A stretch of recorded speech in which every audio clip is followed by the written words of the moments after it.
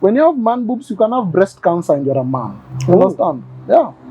So you are obese, umepata man boobs, ndo your breast cancer inakuja, your sperm count and sperm activity equals 0. The next thing that you're going to lose is your erectile function.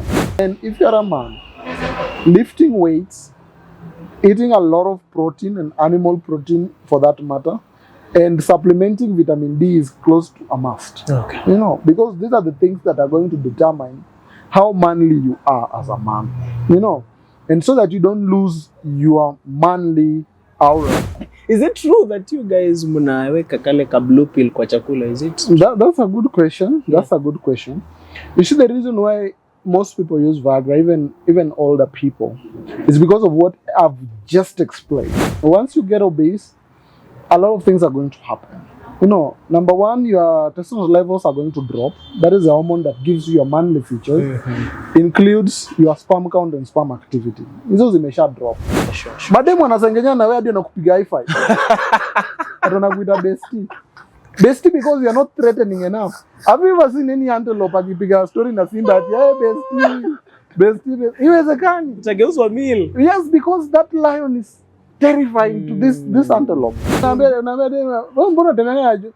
Johnny is like my brother, you know, like what can Johnny do to me? What can Johnny do? Hadi analewa anapenda Johnny simu zake ni bebe.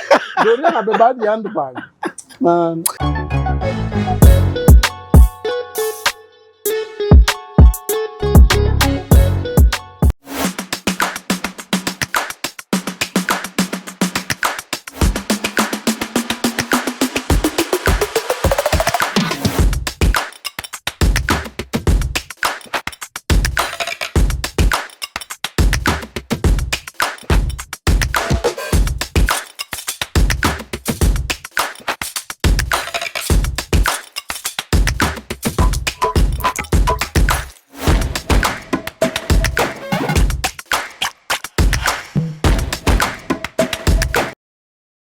It's about time.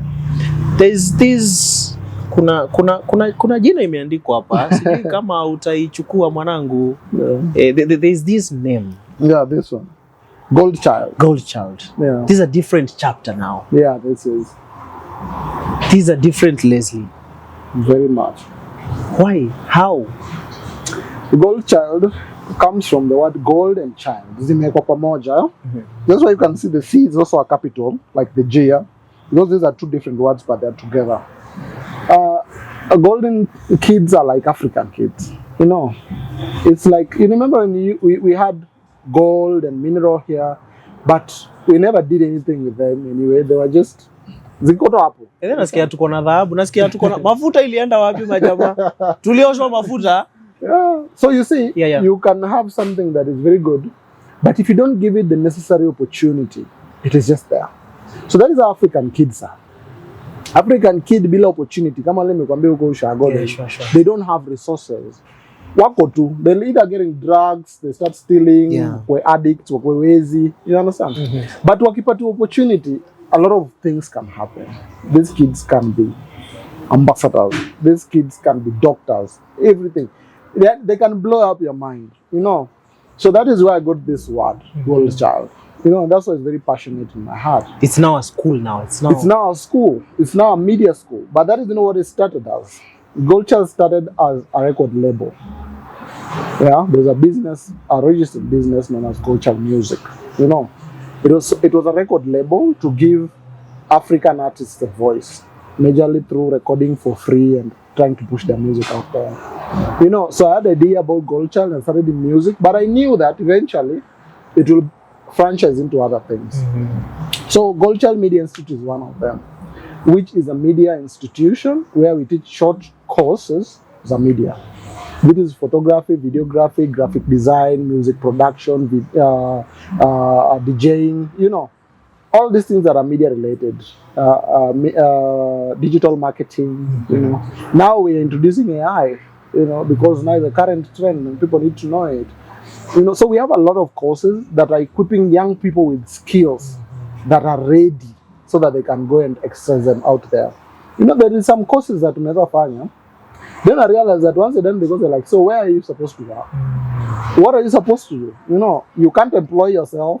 You know, you can't work anywhere. Unapata like ulifanya tu course for nothing. You just spent money. Hata pesa ungeanza nao biashara. You know. So that's the reason why right now we're looking for skill-based courses. Skills. Ukishajua kushika kamera, umejua kushika kamera, no one can say anything about it. And you can decide to use the skill to anything. You understand? Na sisemi vitu kama OnlyFans.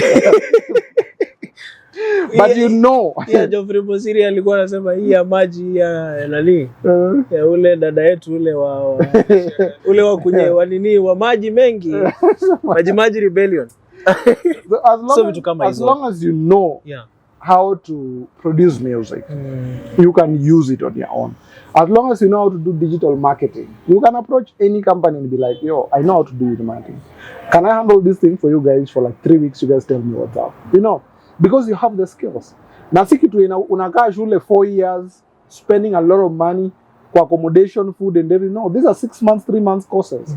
Kuja fanya papa, ushalani kitu, anza kuifanya. You know, so that is what I'm looking at. And this thing is changing the whole industry drastically. Right now, a lot of people are making money from content creation. You know, this is a very big avenue here in Nairobi. I don't get town about what's saying in cameras and stuff like that. You know, yeah. Even weekends, they are making their money. Even last time I was home in Maseno University, nikapata usiku wako hapo nje na cameras and everything. They are doing their thing. And these are students. You know, at least now comrade ako na kitu. You know, so easy ni vitu readily available. Na ni vitu hata ukiwa tu na simu. You understand? Because we also teach vlogging. Once you just have your phone, you just start. You know, and before you know it, you have a channel, you have subscribers, you have something, and people have become millionaires through this. You know, so it's a big avenue, and that is something I'm very passionate about. I've seen it change a lot of young people's lives, and I'm sure we are going to do it even bigger. So Gold Child Institute is a media studies institute. Yes.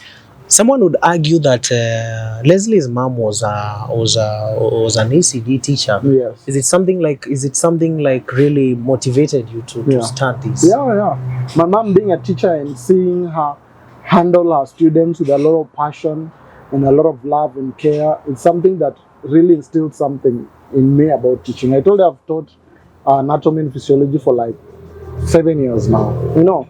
And in touch too, like it's something like you just feel like when I'm teaching, I feel alive. You know, I feel alive. And now when you see the results of your teaching, it's even better. You know, I always meet even my primary school teachers at home. You know, they come and hug me and be like, oh, my child, oh, look at what you've turned into. I'm so happy that I taught you. They are seeing the results. You know, sometimes people shagona patana na mlevi fulani alifunza anamtusi. You know, so that kind of demotivates them. But you have to remind them that look, haukufanya kazi ya bure. And the problem was not you. You know, other things happened along the way, but it's not you. You did your best. So as a teacher, it's about doing your best and instilling something in someone. You know, that later on can change their own. It's about being selfless. Ukifunza mtu kitu, you teach something you already know. So it's not about your own benefit, but it's theirs. Ni kama venye mzazi analea mtoto. Ni kwa faida ya mtoto, si kwa faida ya mzazi. You know, so teaching is something that I'm very passionate about. And of course, seeing my mom do it really instilled it in me. Leslie, this is a very different chapter, completely different from whatever you've been doing in your lifetime. Because since ukuwa mdogo, wewe ulikuwa mambo ya usanii hivi. Ingawaje pia ulikuwa na discipline, ulikuwa na like you're aiming somewhere. But hii ni mambo ingine completely different. So paint for us that picture of you now. Transitioning from mtu wa muziki, mtu wa kucheka, mtu wa nini, mpaka umekuwa mwalimu. Here they are calling you professor. I think it's because over time,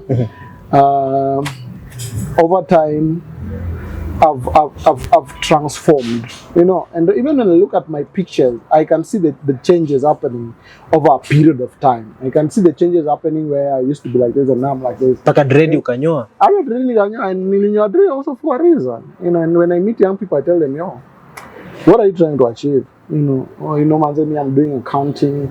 My goal is to work for these banks. And I'm not finding a dread. You know, so I've learned some other things the hard way. My dreadlocks, let me tell you, they looked very nice and I saw them. of course I don't miss them. Okay. Because my dreadlocks made me miss out in a lot of opportunities. You know, in a lot of opportunities. Where you'd go to this boardroom and you meet hours Because at that time it was serious. they don't want to even listen to what you're saying. Yeah. Let me tell you, your hairstyle does not change what you know. If you know, you know. Yeah, of course. Yeah. But there is these people who you want them to help you and they see things from a different angle. Why don't you just change to their angle, get what you want, and put back your dreadlocks if you want to?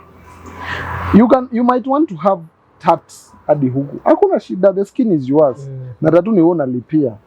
But hii tattoo, how is it affecting your personal goals? You know, because public opinion and how people are viewing you out there also matters. If you're living in your own utopia where you do things the way you want, it's okay. But you're not. You know, you live in a world where people have their own views about things and there's a way they perceive things. Try and figure out how you can go with that flow rather than going against it. Okay. Someone in argue and say, me, I want to be my own man, I want to do things the way I want. In your utopia, it's okay. You know, we're allowing you to dream, it's fine. There will come a time where people will allow people to work in banks with dreadlocks. Sure. But not now. Hours I agenda home. Wataenda eventually, you know. Na sisi ndio tutakuwa huko. Na as we know, we'll not chase you away because of your dreadlocks. But the people who are there right now, you know, I remember at the time I even got a very big job to manage a certain gym in a big hotel in Nairobi. And they gave me my contract and they told me shave and sign ama. Oh. Yeah. Did you?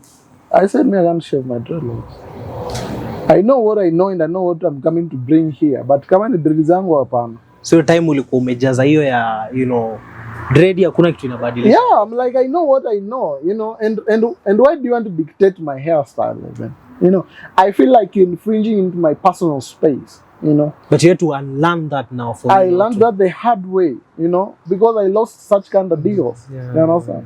Nilipoteza deals mob sana because of that reason. So when I talk to young people and I tell them this, I tell them, yo, I know what I'm telling you. When I tell you that how you dress up and how you clean up really determines 80% of your success, you think I'm joking? I've learned it the hard way. Sijaambiwa the bro fanya hivi, no. Umekosa kazi ngapi juu ya dread? Hata siwezi hesabu. You know, jobs and deals just because someone sees your dreadlocks and they're like, no. You know, no, kama hii nywele yako inakaa vizuri lakini umejua kama wale clients na kuanga nao huku wanavaaga mazuti nini? Hawezi penda kuona hizo dread. Okay. They just tell you. Au wale wakwambia we'll call you. Yeah, they just wanakuambia kama utanyoa ni sana, wanakuambia tena kama utakubali kunyoa we can work. Rudi tu kazi iko. Imagine some of them just tell you plain. Okay. See, mimi nakwambia I had the contract here and here. Yeah. And they told me, look, it's either you shave and take the job. Sign the contract right now. Sign the contract ndo hapa. Kubali tu naenda kunyoa sign. I wrote a contract and I'm like, all right. Well, now as we close up that chapter, it's quite a professional chapter. Let me call it that way because it's in the academia area.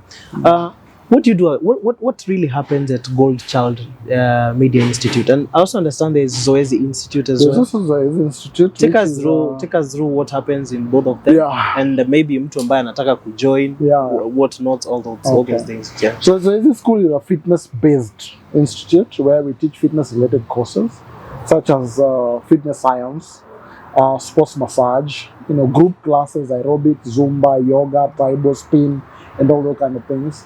Our alumni are generally people like gym instructors, personal trainers, group instructors, you know, yogis, you know, things like that. And Zoezi School is a little bit old, and we have been able to produce thousands of fit pros. They are working both abroad in the country. We have also been fortunate enough to have students from all over. We have had students from Liberia, from Nigeria, from Zimbabwe, from India, from Russia, everywhere. We have had students from everywhere. Because what we're doing, we are good at what we do, and we don't have much competition. If you want to venture into sports as a professional, is either you come to Zoezi or you go to Kenyatta University. You know, so us, we are more practical based. Tunakufunza vitu kwa ground. You know, like if you have to do a degree in sports science, you'll do a lot of theories. To the point that unaweza soma hata normalize and you still can't be so good tukifika kwa ground. But as we make sure that it's very practical, that if we take you out there, you get absorbed directly. And you people to say there with gym owners and gym managers that they specifically call us to ask us for our students. So I don't know student moja hana job since we started, because wanakuwa absorb very fast. Both in Dubai, Qatar, Kuwait, here, wanakuwa absorb very fast because we're on demand. Because we make sure that we produce the best. So if you are someone who's into fitness, maybe you're already working as a trainer, you will need to become a professional. Fitness is very broad, Like I said, I teach anatomy and physiology in sports. I take you through the details of fitness. What makes muscles grow? What is the impact of creatine into your system? Should you do this? Should you supplement or not? If you decide to starve yourself, will it help you in the short term or in the long run? What are the effects of this kind of things in your body? So we talk about it in details. It's very deep. Physiology is very deep. So I always tell people, don't have this shallow mind of saying, me, I've been working as a trainer, I know these things. I'll tell you for sure you know nothing about fitness. Fitness is not just about doing push-ups or pull-ups. Fitness is deep. Fitness is health. Fitness is not a sport. You can decide to be a sports person, you a bodybuilder, rugby player, or whatever. But as a fitness professional, you are in health. That's the reason anyone who goes deep into fitness, they don't have to see a doctor. My mom has arthritis. Ilimpeleka mbio, she tried all the pain meds she could get. It was still painful. She would not even fold her fist. She would feel so painful, like talk her bed and everything. I told my mom, it's only fitness that can help. Pick a gym. Arthritis haina dawa. You have to manage it well. And fitness will help you. My mom alikata mwisho akakubali. Nikaanza kumtrain in the house. Alikuwa anatoa tu meza, tunafanya video call na mtrain, anafanya. Do you know right now my mom does not feel any type of pain anywhere? My mom anaweza piga flying kick. What? My mom. Even my TikTok sometimes I post videos of me working out with her. Nikienda home, tunapo nje kwa grass. My squats, manini, tunafanya. She does everything. She does everything because of fitness. Sai ana pain, she's not in pain, she's not in any kind of drugs. Okay. And right now she's 55. Oh. But at 55 anapiga kick huko juu. Na ni kitu tu ameanzia from hapa juu tu hata si ameanza tu kwa nyumba polepole. Nikamwenroll kwa gym akaendelea. Right now she loves fitness. She's very fit. She's very fit. She can do anything. Anaweza fanya push up, anaweza fanya kick, anaweza fanya squats, and she's not in pain. She even reduced her weight. Akaniambia watu huku wanaanza kusema nimekonda sana. Wananishukushuku. Naambia mom, between kushukuiwa na kuuma unapenda gani? Ni gani una prefer? Kwa society, some people give a lot of attention to what people say. I talked my mom out of it. I told my mom, don't care about what anyone says about you. The question is, are you healthy or not? Ukosha kuketu kinona sasa ndio uko healthy, So I talked to my mom and she understood what I talked about, and she decided to follow me. She followed my lead, and right now she's so good. So if you follow fitness and do it, my friend, you'll not have any type of problems, because most of our problems, for example, men, they start with obese. Once you get obese, a lot of things are going to happen. Number one, your testosterone levels are going to drop. That is the hormone that gives you your manly features. Includes your sperm count and sperm activity. Those may drop. You start having man boobs. When you have man boobs, you can have breast cancer and you're a man. You understand? Yeah. So you are obese. Umepata man boobs, ndo hiyo breast cancer inakuja, your sperm count and sperm activity goes 0. The next thing that you're going to lose is your erectile function. Now you have erectile dysfunction. See, you're literally killing yourself slowly. Sure. And other problems such as blood pressure and everything. Zitakukujia tu. I once lost a producer who was 29 years old. Alikufa juu ya blood pressure. 29 because he was obese. So once you venture into fitness and you do it right, bro, you meet so many people tell you, mistake kukonda, stake kwenda gym, ama mistake to gain muscle. You can be like this, you don't wish to have bigger muscles. It's a possibility. But fitness is not about gaining muscles. It's about being fit and healthy. It's not about losing weight. It's not about gaining muscles. It's only aesthetics. You can have muscles and still not healthy. You understand? But being healthy is what is important. what is your cholesterol count? You know, what is your fat percentage? If you're a man, what is your testosterone level? You know, things like these ones. Right. They really help. You have seen people who have things like osteoporosis where someone just breaks with nothing. Yeah. Because they have weak bones, because they don't train. Once you start training fitness, unakuwa stronger bones. Yeah. Your bone density is going to increase tremendously. Na vitu ndogo ndogo kama hizo sijui kuanguka kuvunjika sijui juu uliteguka cannot happen. Okay. You know, so fitness is not one thing. Okay. It is the only thing. You know, so fitness is a must. Unaweza, you know, some people look at it as luxury. Kama kuna pesa kidogo ya kulipa gym ama unataka ama utaki, no. Watu postpone kuanza gym. It's a must. Na fitness si gym. Nikiwa moja wao. The idea ya fitness kukua gym linafanya inakuwa so difficult to start, yeah? I've postponed being in the gym like forever. Yeah. Like forever. You see, just walking around. Yeah. You know, just walking. Mimi na kutembea natembea. Steps natembea, mimi natembea kama mkamba. So you see, our ancestors were not going to the gym, but they were fit and healthy. Why? Because of their lifestyle. Unaenda kutafuta maji huko mtoni huko narudi nao. Kwanza kutoa tu maji ndani ya mto kwanza. Kutoke sasa upande juu. The workout you have already done there. The distance from there hadi home. You know. So their lifestyle was kind of fitness already. Sure. Right now our lifestyle is different. Kwa nyumba unaingia kwa mat. Unafika town unaingia kwa nyumba. You're already lacking vitamin D. You don't have enough calcium. You know, right. you are in deficiency naturally. Okay. You know, you don't have enough of a lot of nutrients, and also you don't do nothing to promote the production of some of these nutrients in your body.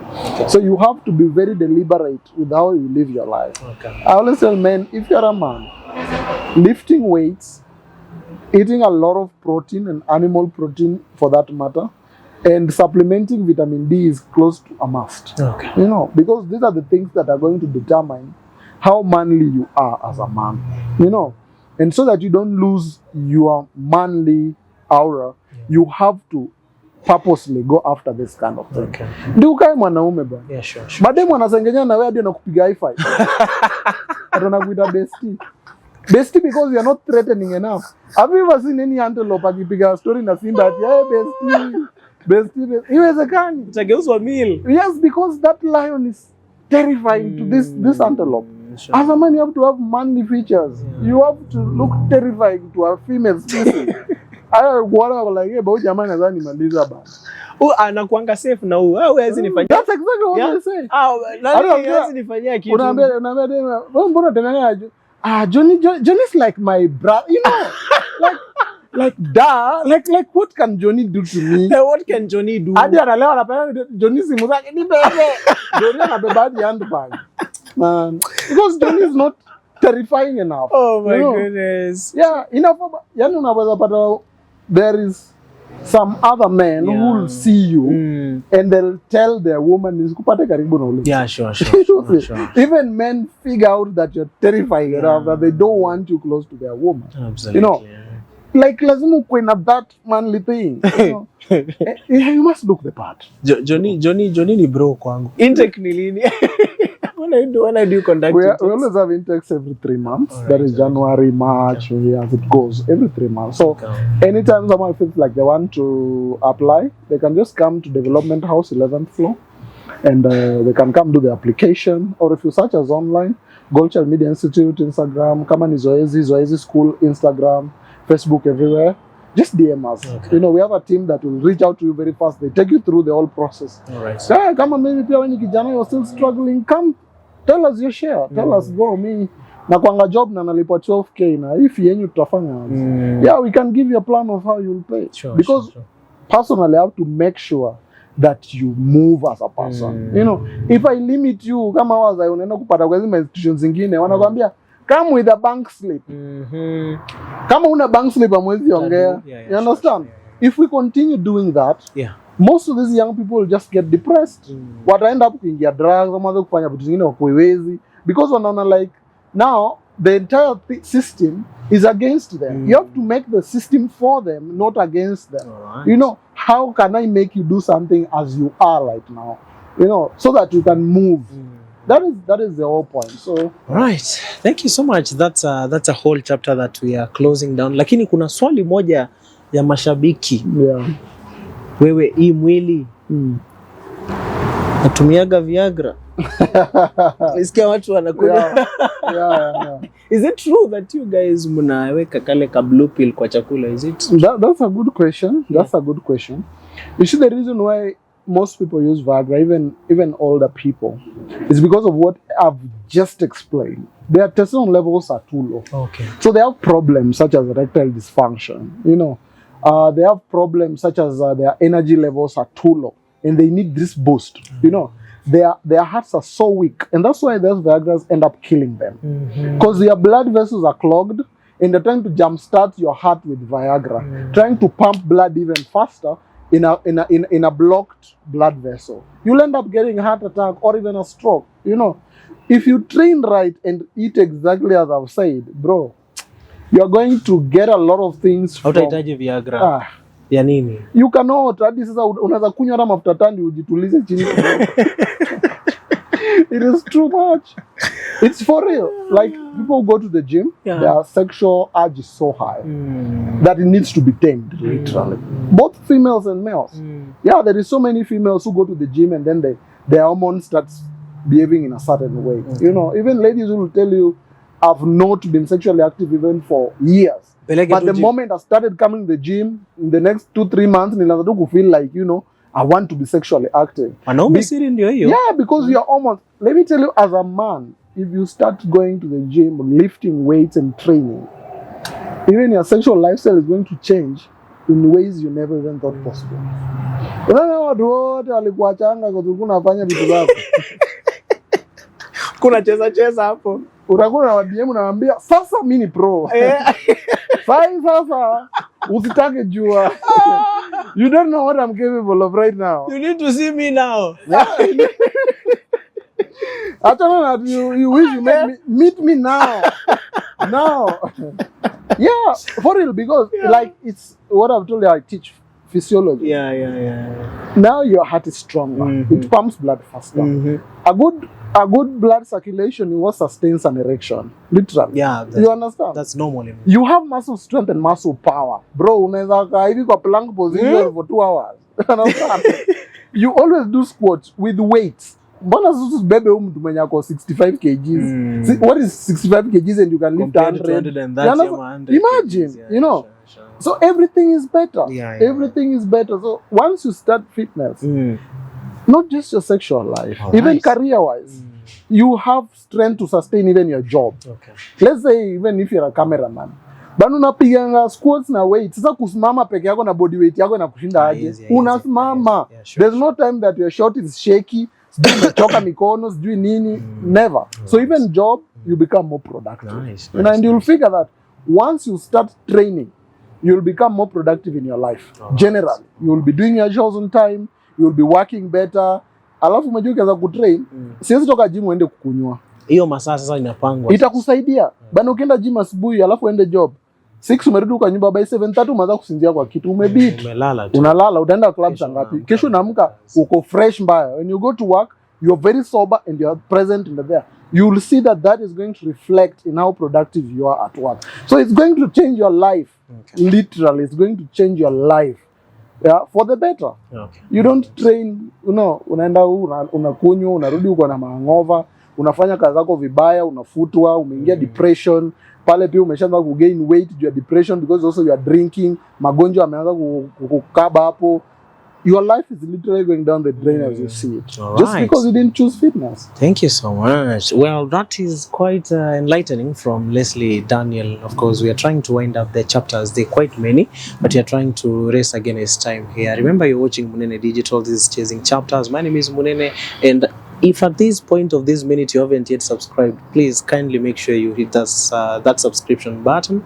And also remember that we are shooting this episode from Cozy Cafe and Bistro, whereby they offer very great services when you want a conference, when you want a space to have your conferences, your meetings, your graduation parties, birthday parties, hata hizo baby mnazitaga zile za watoto, baby reveal, hizo zote unaweza ukafanya hapa. Check them out. They have very, very, very nice packages for you all. They're located at Ruaka along Limuru Road. Now, Leslie, as we wind up, I told you I will have to ask you about your brother, Obina.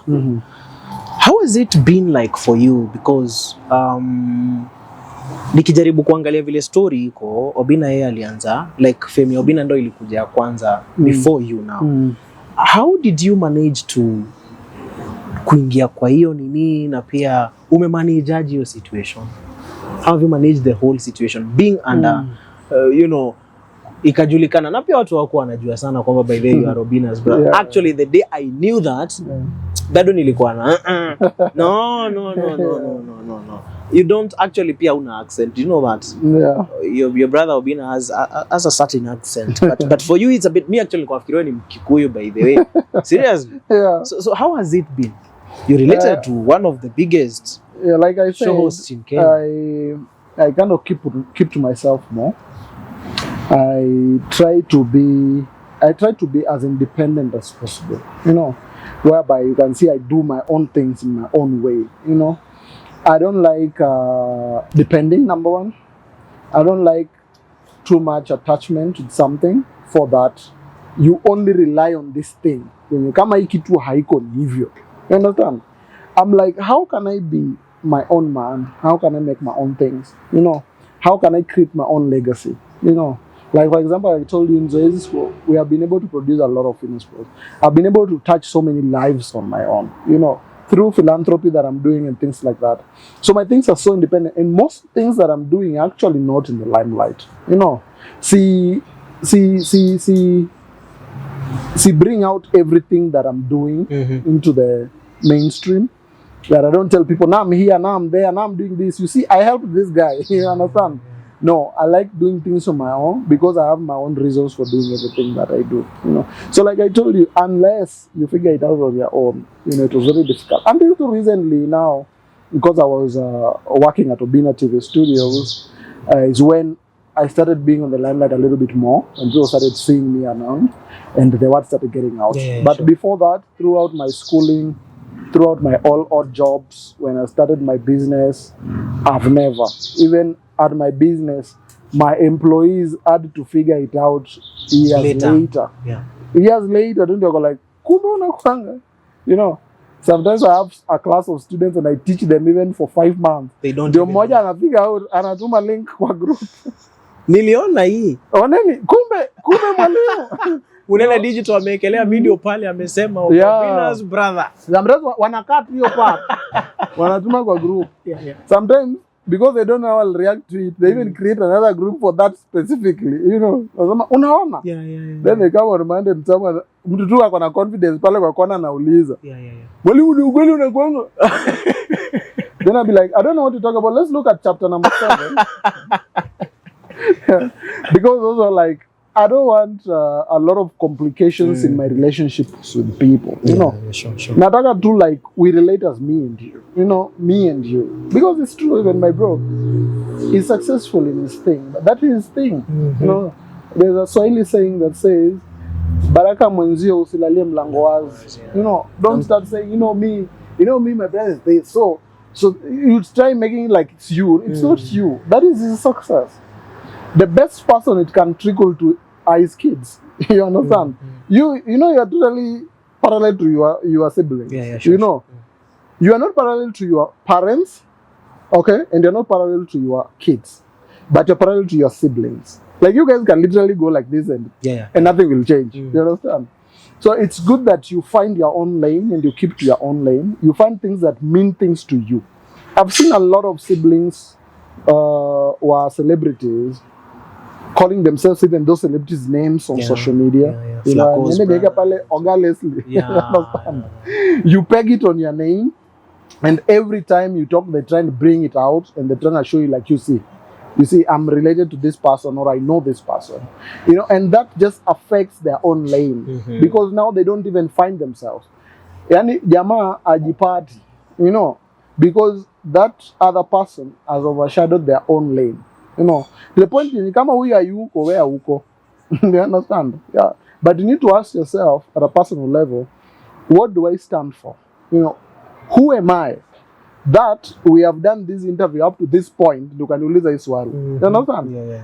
Because I have my own name. Yeah. Otherwise, swali ingekuwa bila Ungeanza tungeanza. You know, we would have had nothing else to talk about if we are not discussing someone else. Yeah. You understand? And I also appreciate that about you.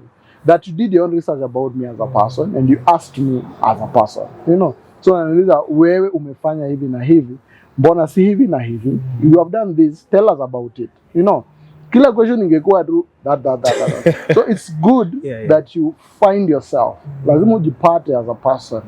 Don't make your life about someone else. You know, and as I've told you, I've had my own share of struggles. Even when he was there, I don't totally depend on him. Nimwambie bana check. Mimi nakuja kuishi kwako kama ni hivi.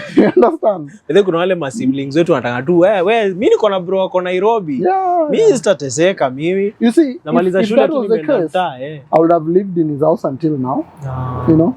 I would have drove his cars until now. There's no reason for you to buy a car, bro. You call a gari more than one. Wewe bana leta gari. Check it, bana. You know, and my brother is a generous person. He would not say no.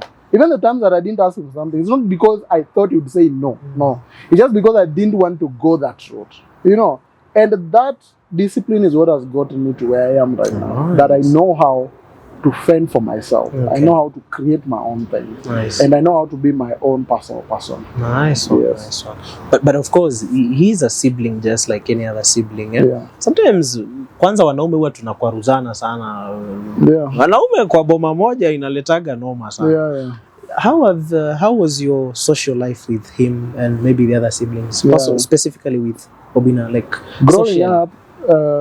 growing up, funny thing is that me and him have always been on the same page. Kwanza kuna video niliona unasema ulikuwa na mbuli wewe juu umepata mwili wewe. No, nilikuwa na motivate. Unajua ulijenga mwili before. Let's look at it positively. Nilikuwa na motivate at the gym. And he's trying to motivate him. Yeah, he's doing good. He's doing good. Know, right now is akona gym ali kwa nyumba. Jamaa kwa addicted by. He's super addicted. I know. When I started gymming, it's him who was being sent by our parents to come and ask me to stop lifting weights. Because naanza kupiga watu ni kwe jambazi. So he's the one alikuwa anakuwa sent, ongea na ndugu yake aje kubeba hizi mawe anabeba. Because me I started building weights even when I was in Ushago. Kwa nachukua pale cement ya dad mimi nazisunda. Na dada akizipata nazibomoa. It was always an issue. Tulikuwa nagwaruzana hapo sana. So he was being told to talk to me. But unaona za hii hadi yeye mwenyewe hapo. Iko kwa nyumba sasa. Yes. Sasa yeye ndiye nafaa ongeleshwe. You know. Yeah. So we have always been on the same page with him on a lot of things. But of course that does not mean that you guys can't be separate. Of course. You know. When two or more people are together, you have two different perspectives to everything. So at some point mtakosa ku agree on something, you know. But along the way, you know, you'll find ways to always go back together. You'll be like, pale na mimi nilikosea, lakini pale na wali nikosea, but alikuwa anajua ama alikuwa anajua. You understand? Those kind of things, they'll always happen with siblings, you know. But it's always about protecting each other, loving each other, you know. You need to love your siblings. You need to love your siblings. You need to protect them at all costs, you know. A sibling is a kind of person who you can give your kidney but you can't allow them to use your charger. Be like, bro, usiguze charger. Charger yangu hapo ndio tutakosania. Lakini unisikia amelazwa anahitaji kidney, like take it. You understand? Sibling relationship is like that. And so this chapter is quite you know, iko na ile mapenzi tu ya undugu tu. Yes. Maybe 1, 2 or 3 things that you may learn from your brother. A lot of things. Him being my brother, I've learned a lot about. I've learned a lot through observation. The mistakes that I have made. Hey, you know. Kwanza liko kwa show yake my mistakes, my lord. Exactly. All right. He literally made a show about it. He even knows he has a lot of mistakes. He knows. He knows that he has done them. You know. Sure. You see, if you observe other people's mistakes closely, you don't have to make your own. The reason why you have to make every personal mistake is because you are not observant enough. Trust me, people have made every single mistake you can think of. Even other people, your friends, your family, everyone, they have made a lot of mistakes. Jiangalilie tu so that usikwe happy unapata your own fair share of a mistake that was already done. Yeah, sure. It's like you guys are walking in a straight line, then there is a hole there.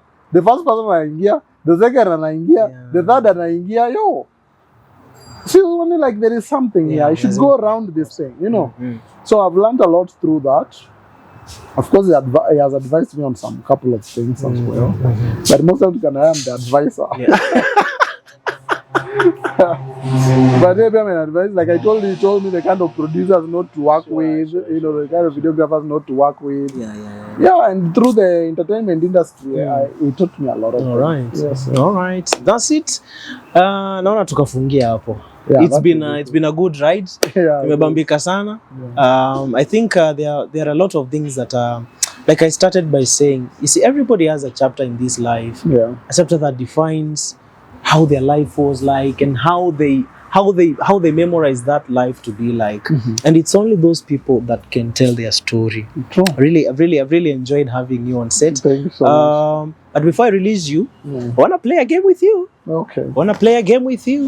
So the game is Never Have I Ever. Okay. Just 5 questions before I release you. So are you ready? Is he ready? I'm ready. Is he ready? All right, let's go. So once I ask you a question, wewe utasema tu umeshawahi ama hujawahi. Sawa eh? Okay, number 1. Never have I ever hooked up with a fan.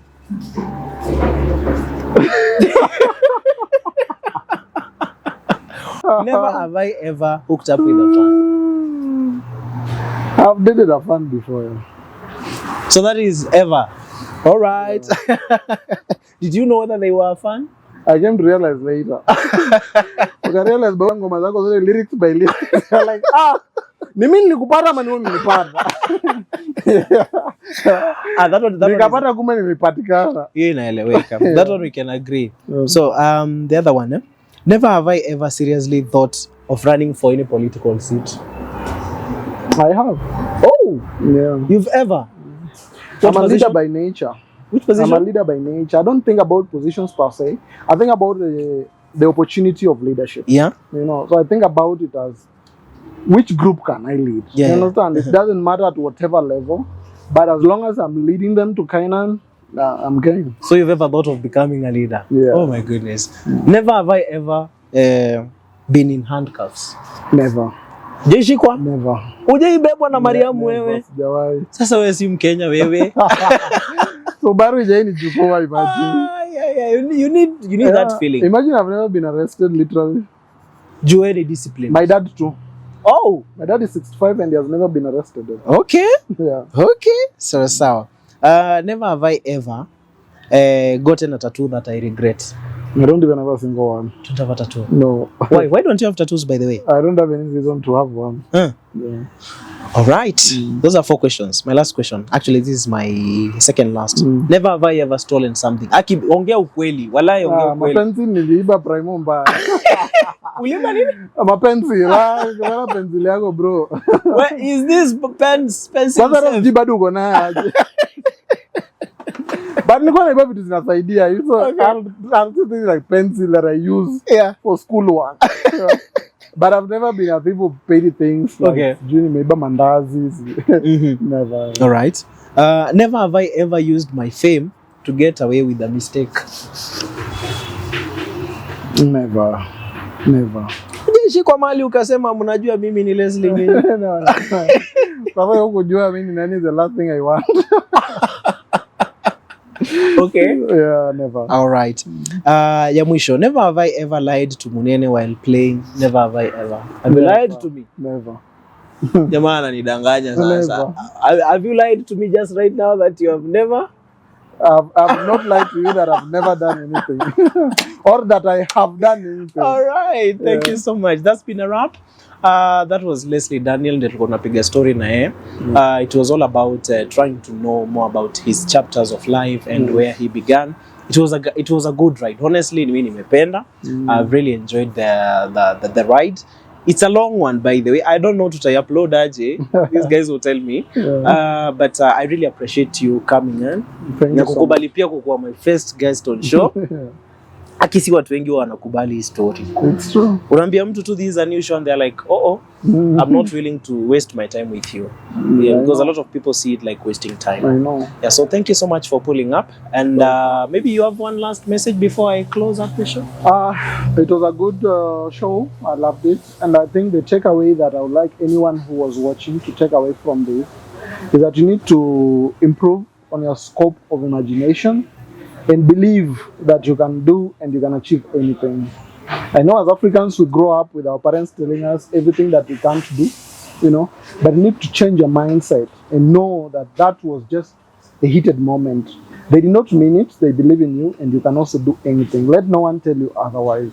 You know, you can't achieve something that you have not perceived. You have to perceive everything, and anything that you perceive, you will be able to achieve it. All right. That's brilliant. That's very, very, very much brilliant. So guys, this episode has been coming from you live from Cozy Cafe and Bistro, by the way. Make sure you check them out. They have the very best. Actually, hata Leslie after amekuja hapa aliyekatika aliniambia this is a very good place. It provides you with they have some good ample parking area. They have a good area for having conferences, good places for having your meetings. They have the best meals you can ever think of. They have even the very best drinks you can think of. How was the tea, by the way? It was good. It was amazing. So yeah, they have even the very best drinks that you ever think of. So please make sure that you check them out. They are user friendly. They are pocket friendly. They are located at Ruaka along Limuru Road. And that's it for today on Chasing Chapters. I've been your host, Munene. Make sure if you haven't subscribed, please, nataka to grow hii journey pamoja na nyinyi. And of course, tell me in the comment section, what do you think about my guest today? Have you learned something? Do you feel like there's something that maybe you might need to address? We might have him next time. Would you be open to that? Yeah, anytime. Sure. Yeah, so tell us what you think about our guest today, and also give us suggestions of maybe the next guest that you'd want to have on set, or rather you'd want us to have on set. Until next time, stay tuned. Bye-bye.